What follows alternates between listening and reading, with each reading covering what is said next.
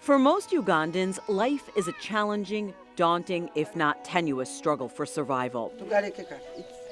Access to medical care, especially for impoverished women and children, is overwhelming the country's medical system. These are all our kids from St. Jude. All of them? Yes. Healthcare workers, in particular, struggle to meet the increasing demands of charity cases. Cries for help carry across the country. Sadly, too often, due to a lack of resources, well-meaning clinical healthcare workers quietly turn away the needy. Denied treatment and medication, and knowing there are very few treatment options available, these poor are stranded in despair. Many of these destitute are pregnant mothers and mothers with newborns, mothers who are medically fragile and vulnerable. Vulnerable because a new mother, many times, has a suppressed immune system. Cries from Uganda's clinic healthcare workers are drawing global attention. They're enthusiastically looking for people with big hearts to help mobilize a response.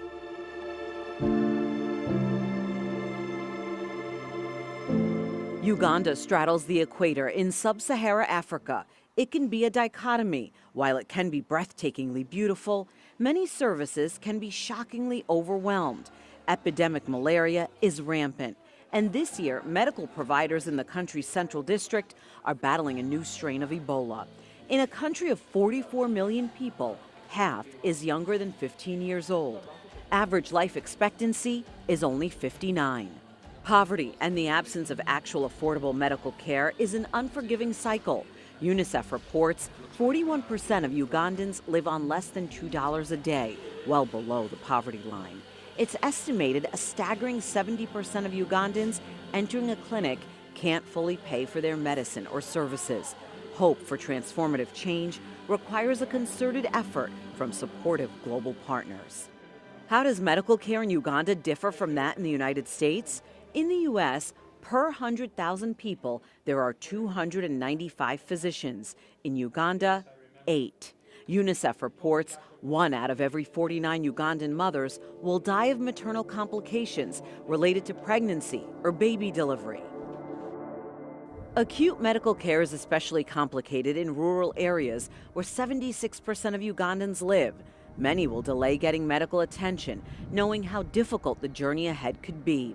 Families may walk miles over mountainous terrain, carrying their loved ones on stretchers or balanced on the back of scooters to reach urgent care.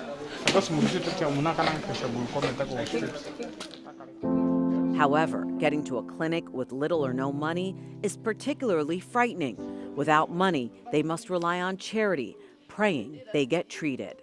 Some are unable to pay. 40%, they struggle and they pay. They may not cover all the fees. You can contribute like 200 or 250 and they will excuse the rest. So we talk to them and many times we just let them go.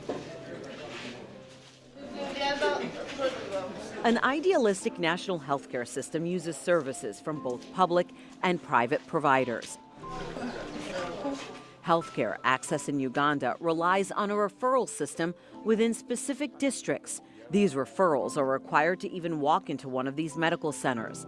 Without this referral, treatment is dim. The services should be free to everyone, not just those who pay.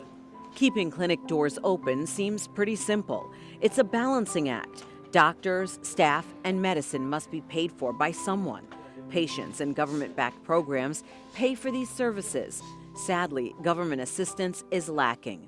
Clinic doctors struggle daily, getting at least some patients to pay while turning away those who can't.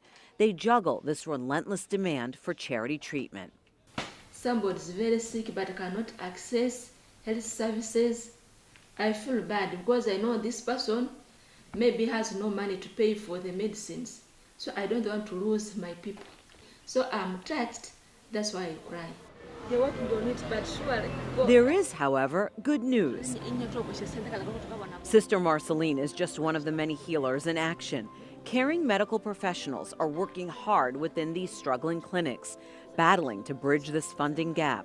With your help, MAAP Foundation is proud to support these stressed workers and their struggling clinics. Since 2013, people like you and the MAAP Foundation have been developing community-based programs that boost the poor's access to urgent care and medicine. Rather than just send money directly to the clinics serving women and children in Uganda, MAAP has created a more lasting, sustainable solution. We distribute your contributions to community-led micro-businesses. While some of this income maintains and grows the business, a percentage of the profits is also distributed to the associated clinic. This helps pay for medical equipment, supplies, and healthcare workers' salaries. This model empowers the entire community.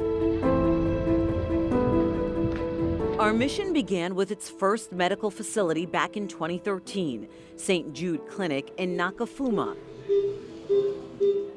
Since then, this clinic has grown into a level 4 surgical center, serving hundreds of patients. In 2017, 18 dairy cows were donated to small farms supporting Bikara Clinic in Masaka. A cow breeding farm project was started in Konge Parish in 2018. This dairy production aids their local St. Luke clinic today, generating $400 monthly.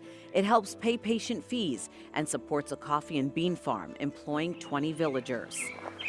2019, 8 cows were donated to St. Francis Clinic in Nyanga. The milk from the cows, generating $300 a month, supports approximately 150 patient visits each month. MAAP Foundation in 2020 granted $5,000 to Caucho Community Clinic in Palisa for corn production. Along with the farming instruction, villagers were taught how to produce their own seeds. An additional $5,000 was allocated for a cow project. And just last year, MAAP funded a piggery farm at the Kayarumba Clinic near Kasese in western Uganda. It's forecasted to produce a $400 monthly profit. This could treat 200 patients monthly. And one of the reasons that I'm here... Currently, MAAP Foundation is screening nearly a dozen cross-country proposals. These run cross-country from Soroti in the east to the Rwenzori Mountains along the western border with Congo. While several of these are expansions of existing MAAP projects, we're also exploring many new ones. Each project, though, is united behind common goals. Provide healers with a tangible means to maintain accessible medical care for their communities, especially vulnerable mothers and babies. Make sure these healers have more than just hope, but a tangible financial means to maintain accessible medical care. I think what is really most important and critical is patient care. As we speak now, those challenges of being disorganized here and there, but eventually what is most important is that we have continued giving care to the patients.